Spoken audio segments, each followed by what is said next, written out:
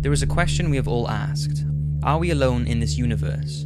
Well, despite our ever-increasing technology and knowledge, we do not have a definitive answer to that question.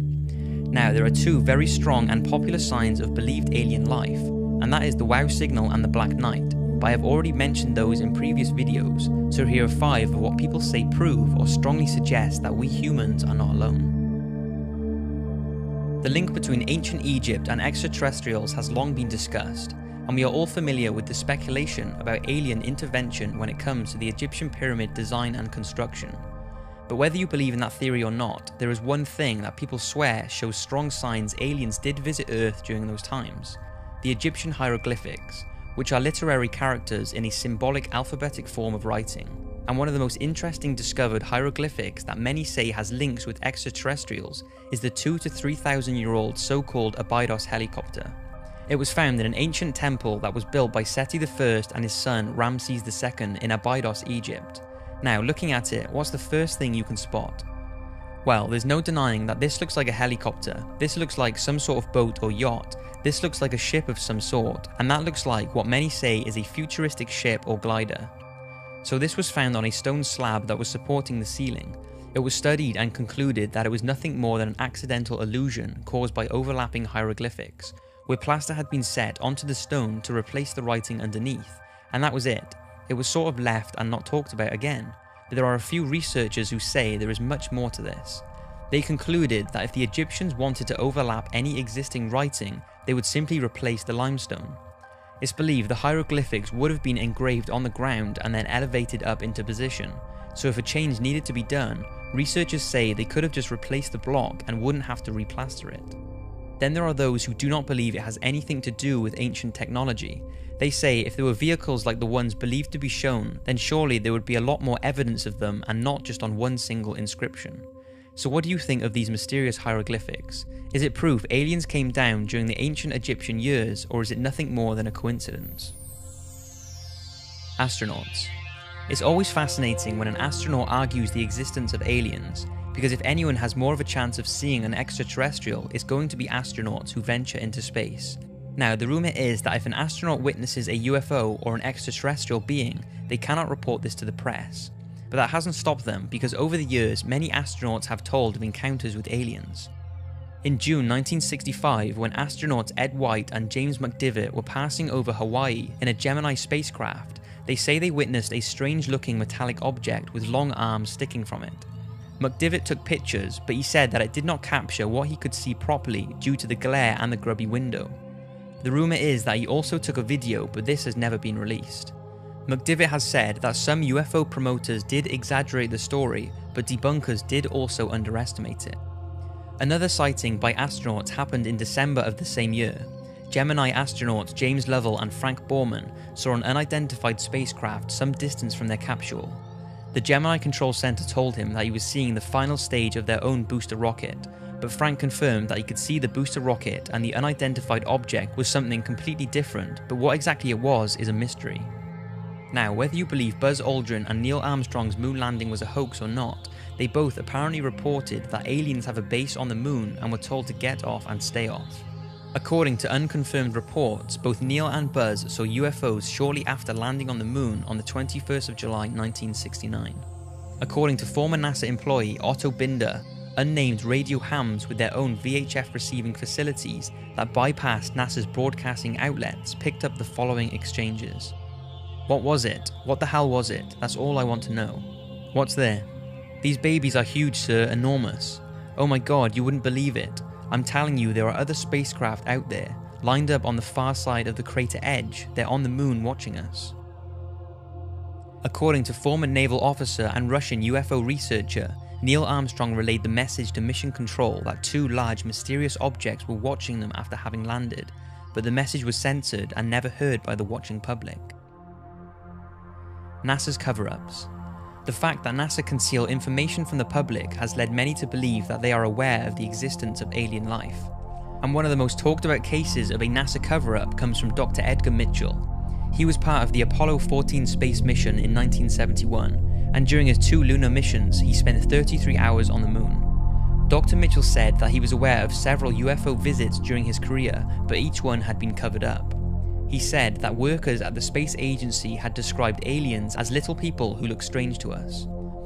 Dr. Mitchell stated that their technology is far more sophisticated than ours, and if they were hostile, we would be gone by now. He is also told that the believed Roswell alien crash of 1947 was real, and the reason it was covered up was because the US did not want the Soviet to know of the craft's technology, and they did not know if the apparent alien being was hostile or not. Apparently, officials from NASA have commented on Dr. Mitchell's statements by saying, NASA does not track UFOs and is not involved in any sort of cover-up about alien life on this planet or anywhere in the universe. Dr. Mitchell is a great American, but we do not share his opinions on this issue. But Edgar continues to claim that aliens and alien craft are real and is positive that we are being watched right now. Another thing people more recently have pointed out is the International Space Station's HD live feed is often cut when objects are seen in space.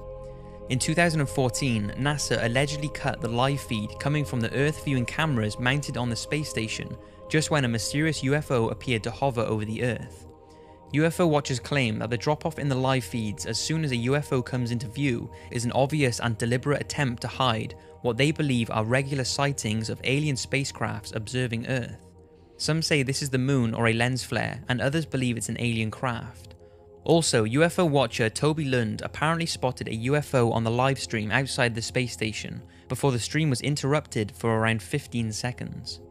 Needless to say, it's certainly strange that NASA cut the video when things like this happen. Maybe it's just a coincidence due to them experiencing technical difficulties, or maybe they know something that we don't. The size of our universe. Now, even those who do not believe in the UFO or alien photos and videos going around, there are many that say, due to the sheer magnitude of the universe, it's impossible for there not to be another life form. To understand why people say alien life must be out there, you must first realize how big the universe is. It's believed that the diameter of the observable universe is around 28 billion parsecs, which is around 93 billion light years. Now, a single light year is just under 6 trillion miles, which is a ridiculous number. So 6 trillion times 93 billion. And don't forget, that is just what we can observe. And it's not that we don't have the technology to observe any further, it's just that light from other objects hasn't had enough time to reach Earth since the beginning of the cosmological expansion. And with all that, astronomers at the University of Auckland have said that it's believed there are around 50 sextillion planets in the observable universe. Now I will leave you to decide whether you think that only one out of those 50 sextillion planets can harbour any form of life. Some believe that civilizations are currently existing on Earth-like planets right alongside us, and others believe we could even be the bacterias of another life form. Add all of that with the possibility of infinite or multi-dimensions and you take things to a whole nother level. Whether you believe in any of those theories or not, there is absolutely no denying that the universe is incredible and has left us with many unanswered questions. The Men in Black. Now, although this sort of ties in with the thought that NASA are covering things up, the Men in Black deserve a talk on their own. The Men in Black are thought to be government agents who harass or threaten UFO and alien witnesses to keep them quiet about what they have seen. Over the years, there have been many myths flying around about them, and whether they exist or not is still a mystery. But if they do, then many say it proves that there is something out there that the government do not want us to know about. Now, whether their existence can be confirmed, there are tons of reports of people believing they have had encounters with them, like the one told by Dr. Herbert Hopkins, a respected family physician from Old Orchard Beach, Maine, who was studying a UFO case in September 1976, when the phone rang and a man identified himself as a representative of a New Jersey UFO organization. The man asked him if he could come to the doctor's house to talk to him about the UFO case. He said that he could come around, and after the call ended, Herbert got up from his chair to turn on the lights, and the man was already in his house walking up the stairs.